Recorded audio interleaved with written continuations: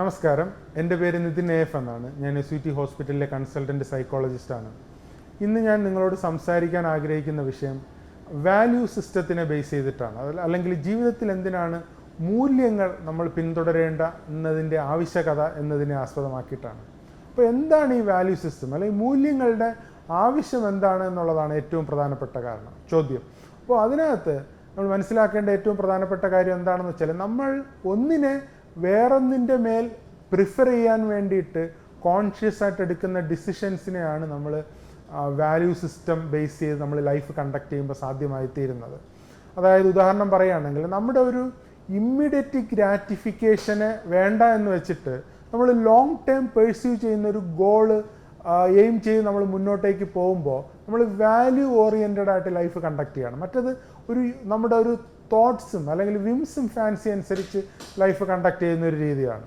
ഇപ്പോൾ നമ്മുടെ ഇന്നത്തെ പോസ്റ്റ് മോഡേൺ ജനറേഷനിൽ കൂടുതലും നോക്കുകയാണെങ്കിൽ എല്ലാവരും ആഗ്രഹിക്കുന്നത് അവരുടെ ഒരു വിംസ് ആൻഡ് ഫാൻസി അല്ലെങ്കിൽ അവരുടെ തോട്ട്സിനെ ബേസ് ചെയ്ത് ലൈഫ് കണ്ടക്ട് ചെയ്യാൻ വേണ്ടിയിട്ടാണ്. അതായത് ഒരു ഇമ്മീഡിയറ്റ് ഗ്രാറ്റിഫിക്കേഷൻ അല്ലെങ്കിൽ ഒരു ഇൻസ്റ്റൻറ്റേനിയസ് ആയിട്ടുള്ള പ്ലഷർ, നമ്മുടെ സെൻസസിനെ മാക്സിമം സ്റ്റിമുലേറ്റ് ചെയ്തുകൊണ്ടുള്ള ഒരു ലൈഫ് കണ്ടക്ട് ചെയ്യുക എന്നുള്ളതാണ് പലരും ആഗ്രഹിക്കുന്നത്. പക്ഷെ അതിൻ്റെ ഒരു പ്രോബ്ലം എന്താണെന്ന് വെച്ചാൽ, സബ്സിക്വൻ്റ്ലി അവേർഷൻ എന്ന് പറയുന്ന ഒരു സിറ്റുവേഷൻ നമ്മുടെ ലൈഫിലുണ്ടാവും. അല്ലെങ്കിൽ സബ്സിക്വൻ്റ്ലി നമുക്ക് ഈ ഓൾറെഡി കിട്ടിക്കൊണ്ടിരുന്ന പോസിറ്റീവായിട്ടുള്ള ഫീലിംഗ് അല്ലെങ്കിൽ എക്സ്പീരിയൻസ് സബ്സിക്വൻ്റ്ലി നമുക്ക് കിട്ടാതെ വരും. അപ്പോൾ നമ്മൾ പല രീതിയിലുള്ള അഡിക്ഷൻസിലേക്ക് പോകാനുള്ള സാധ്യത കൂടുതലാണ്. അപ്പോൾ അതുകൊണ്ടാണ് നമുക്കൊരു വാല്യൂ സിസ്റ്റം നമുക്ക് അത്യാവശ്യമാണ്. നമ്മുടെ തോന്നലുകൾക്കനുസരിച്ച് ലൈഫ് നമ്മൾ കണ്ടക്ട് ചെയ്യാൻ വേണ്ടിയിട്ട് തുടങ്ങിക്കഴിഞ്ഞാൽ അതെപ്പോഴും നമ്മുടെ ഉള്ളിൽ അല്ലെങ്കിൽ നമ്മുടെ ജീവിതത്തിൽ സബ്സിക്വൻ്റ്ലി കെയോസ് കൂട്ടത്തേ ഉള്ളൂ എന്നുള്ളതാണ് വസ്തുതാപരമായിട്ടുള്ളൊരു കാര്യം. അപ്പോൾ ഒരു വിസ്ഡം, ഒരു വൈസ്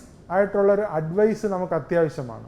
അതിനെയാണ് മോറൽ വാല്യൂസ് അല്ലെങ്കിൽ മോറൽ സിസ്റ്റം എന്ന് പറയുന്നത്. അത് മോസ്റ്റ്ലി ഡിറൈവ് ചെയ്ത് വന്നിരിക്കുന്നത് റിലീജിയസ് ആയിട്ടുള്ള ടീച്ചിങ്സുകളിൽ നിന്നും റിലീജിയസ് ആയിട്ടുള്ള സ്റ്റോറീസിൽ നിന്നൊക്കെയാണ്. അപ്പോൾ അത് നമ്മുടെ ലൈഫിനെ, ഇൻഡിവിജ്വൽ ലൈഫിനെയും നമ്മുടെ സൊസൈറ്റിയുടെ ഫങ്ഷനിങ്ങിനെയും തീർച്ചയായിട്ടും ഹെൽപ്പ് ചെയ്യുന്നു എന്നുള്ള വസ്തുത എപ്പോഴും നമ്മൾ ഓർത്തിരിക്കുക. അപ്പോൾ നമ്മുടെ ഒരു ഇമ്മീഡിയറ്റ് ഗ്രാറ്റിഫിക്കേഷൻ്റെ മുകളിൽ നമ്മൾ ഈ വാല്യൂ സിസ്റ്റത്തിന് അപ്ലൈ ചെയ്ത് നടപ്പിലാക്കാൻ വേണ്ടിയിട്ട് ശ്രമിക്കുമ്പോഴാണ് നമ്മളുടെ പല തോന്നലുകൾക്കും അതീതമായിട്ട് ബെറ്റർ ആയിട്ടുള്ള ലൈഫ് ഇവോൾവ് ചെയ്ത് വരിക എന്നുള്ളത് എപ്പോഴും നമ്മൾ മനസ്സിലാക്കിയിരിക്കേണ്ടത് അത്യാവശ്യമാണ്.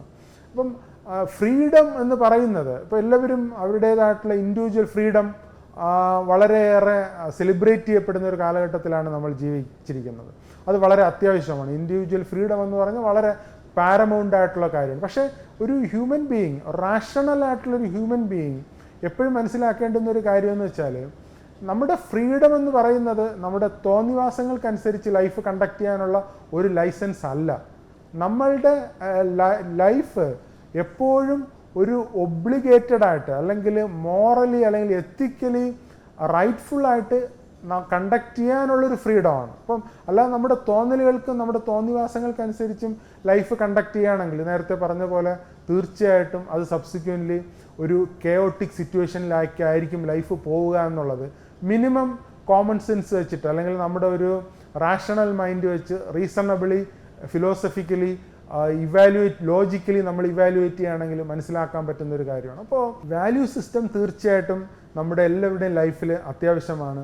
അത് നമ്മുടെ ലൈഫ് കുറേ കൂടെ ബെറ്റർ ആക്കും. നമ്മുടെ ലൈഫ് മാത്രമല്ല, നമുക്ക് ചുറ്റും നിൽക്കുന്ന ഇമ്മീഡിയറ്റ് ആയിട്ടുള്ള എല്ലാ ആൾക്കാരുടെയും ലൈഫ് ബെറ്റർ ആക്കും. അത് സബ്സിക്വൻ്റ്ലി നമ്മുടെ സൊസൈറ്റിയെ കുറേ കൂടെ ബെറ്റർ ആയിട്ടുള്ള ഫങ്ഷനിങ്ങിലേക്ക് എത്തിക്കും എന്നുള്ള കാര്യത്തിൽ യാതൊരു സംശയവുമില്ല. അങ്ങനെ നമ്മുടെ ഇൻഡിവിജ്വൽ ലൈഫും അതുപോലെ തന്നെ നമ്മുടെ സോഷ്യൽ ലൈഫും കുറേ കൂടെ ബെറ്റർ ആവട്ടെ എന്ന് ആശംസിച്ചുകൊണ്ട് ആഗ്രഹിച്ചുകൊണ്ട് ഞാൻ നിർത്തുന്നു. Thank you so much.